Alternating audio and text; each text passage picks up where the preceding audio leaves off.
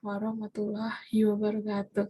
Halo semuanya, perkenalkan, nama saya Felita Dwi Afifa, NPM C0C0234, mahasiswi program studi D3 Akuntansi. Baiklah, di sini saya akan menjelaskan tentang internal control. Definisi internal control. Pengendalian internal atau internal control merupakan bagian dari masing-masing sistem yang dipergunakan sebagai prosedur dan pedoman pelaksanaan operasional perusahaan atau organisasi tertentu.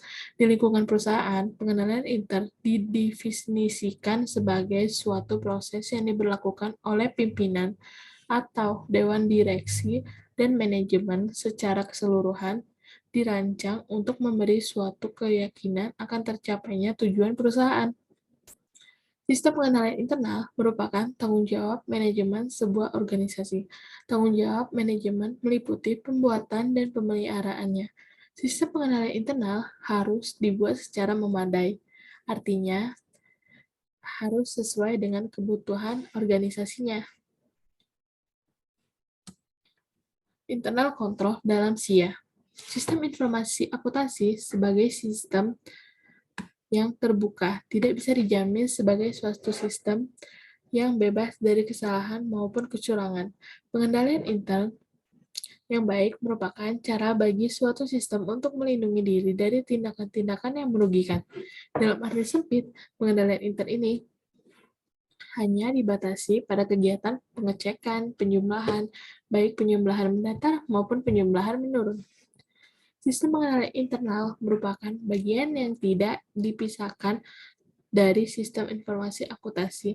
Tanpa dukungan sistem pengendalian intern yang memadai, sistem informasi akuntansi tidak akan dapat menghasilkan informasi yang handal untuk pengambilan keputusan.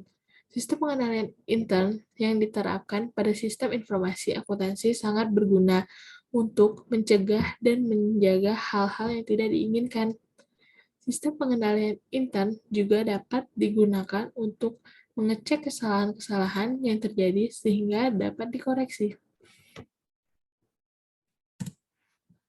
Sistem pengendalian intern meliputi struktur organisasi, metode, dan ukuran-ukuran yang dikoordinasikan untuk menjaga kekayaan organisasi, mengecek ketelitian, dan dapat dipercaya tidaknya data akuntansi mendorong efisiensi dan mendorong dipatuhinya kebijaksanaan. Dalam arti sempit, pengawasan intern merupakan pengecekan penjumlahan mendatar maupun penjumlahan menurun.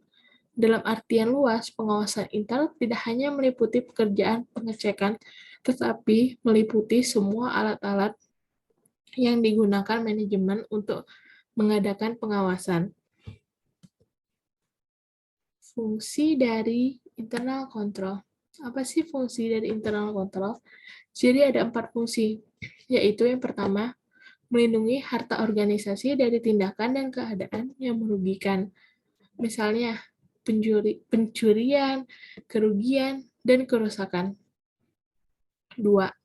Kerusakan data akuntansi, sehingga dapat menghasilkan data yang dapat diandalkan dalam pengambilan keputusan. 3. Meningkatkan efisiensi usaha dalam beroperasi. Hal ini dimaksudkan untuk menghindari pengulangan kerja yang tidak perlu dan merupakan pemborosan dalam seluruh aspek usaha. 4. Mendorong ditaatinya kebijakan manajemen yang telah ditetapkan. Manajemen membuat berbagai peraturan dan prosedur untuk pencapaian tujuan perusahaan.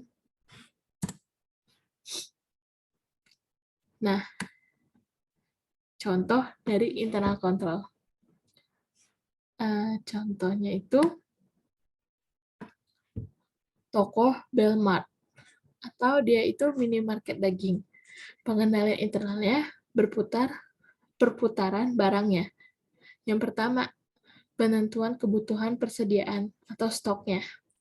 A. Penentuan kebutuhan persediaan pada Belmart didasarkan atas kebutuhan pada customer dan stok di gudangnya. 2. B. Pembukuan persediaan dilakukan oleh masing-masing toko cabang sesuai kebutuhan tokonya. C. Untuk pengiriman barang, Belmart ini menerima 2 penerimaan, yaitu dari supplier dan dari distributor senternya. Yang kedua, ada penerimaan persediaan. Penerimaan persediaan ini ada 3. Yang pertama, penerimaan persediaan tidak dilakukan dengan cara per box. B. Untuk surat pengantar atau bukti tanda terima barang ini pasti ada.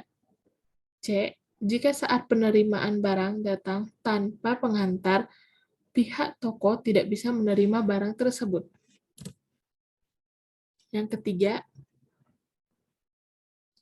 pengisian rak untuk persediaan letak barang pada gondola atau layer sudah dikonsep oleh kantor pusat. Saat isi layer sudah ada yang berkurang atau sudah terjual, maka akan di-PO, tetapi harus disesuaikan juga dengan kebutuhan si toko ini. 4. Administrasi persediaan. Yang pertama, yang A, dalam pengelolaan administrasi dikelola oleh kantor pusat, sedangkan administrasi pengorderan dilakukan oleh si toko tersebut. B. Pihak toko melakukan pengecekan secara fisik yang dilakukan secara rutin setiap malam, atau stok opname. C. Kontrol pihak toko dilihat dari stok yang ada di toko dengan stok yang sudah terinput di komputer dalam kurung gudang. Sudah akan mengurangi stok dan itu nanti akan dilihat di akhir malam. Baiklah, itulah penjelasan dari saya. Maaf kalau misalnya saya ngomongnya berbelit. Sekian dari saya. Wassalamualaikum warahmatullahi wabarakatuh.